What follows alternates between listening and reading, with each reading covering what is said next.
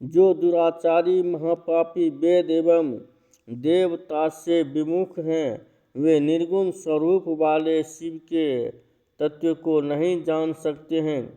जो पुरुष तत्व को न जानकर शिव की निंदा करता है, उसका जन्म प्रयत्न संचित किया जा गया पुण्य भस्म हो जाता है। आपने इस समय जो महातेजस्वी शिवजी की निंदा की है और मैंने जो आपकी पूजा की है, इसका पाप मुझे भी लग गया है।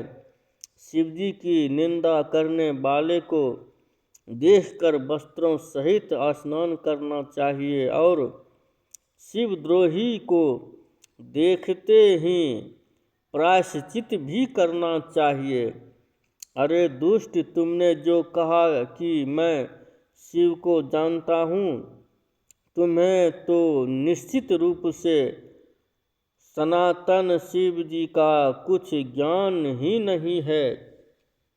वे रुद्र चाहे किसी भी स्वरूप वाले हो, रूपवान हो अथवा अरूपी हो, वे सज्जनों के प्रिय निर्विकारी प्रभु मेरे तो सर्वस्व हैं और मुझे अत्यंत प्रिय हैं।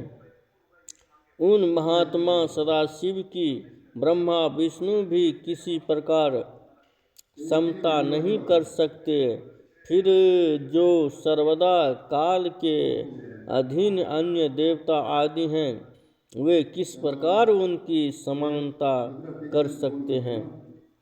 इस प्रकार अपनी सत्य बुद्धि से विचार कर मैं उन शिवजी प्राप्ति हेतु वन में आकर घोर तपस्या कर रही हूँ। वे ही परमेश्वर सर्वेश्वर एवं भक्त वत्सल हैं। दीनों पर अनुग्रह करने वाले उन्हीं को प्राप्त करने की मेरी इच्छा है।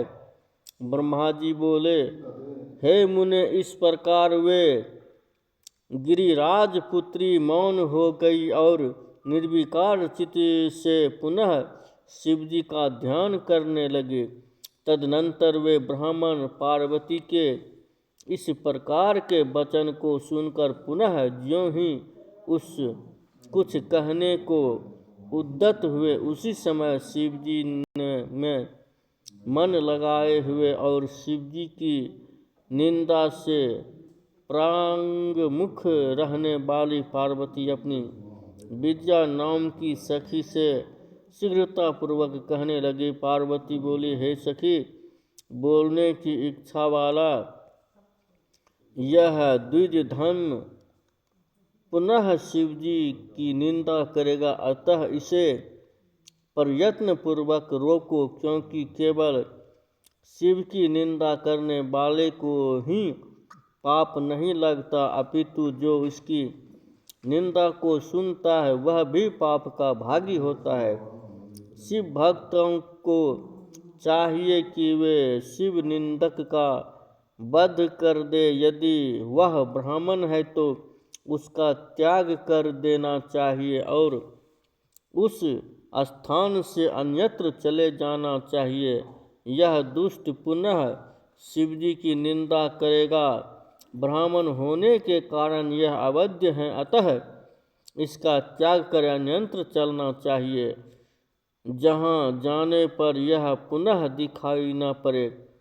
अब इस स्थान को छोड़कर हम लोग अभिलंब दूसरे स्थान पर चलेंगे, जिससे इस मूर्ख ब्राह्मण से पुनः संभाषण न करना पड़े।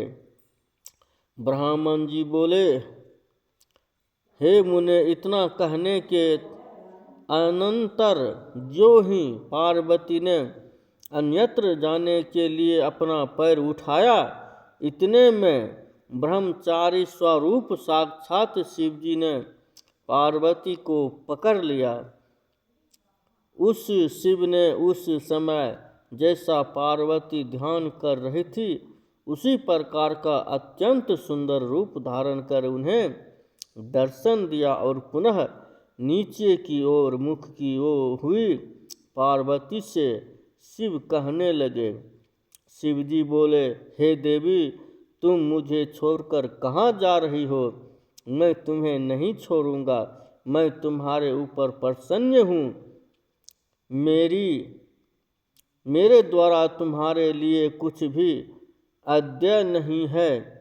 आज से मैं तुम्हारे तपों से तुम्हारा खरीदा हुआ दास हो गया। तुमने अपने सौंदर्य से मुझे मोल ले लिया है। तुम्हारे बिना एक क्षण भी युग के समान है।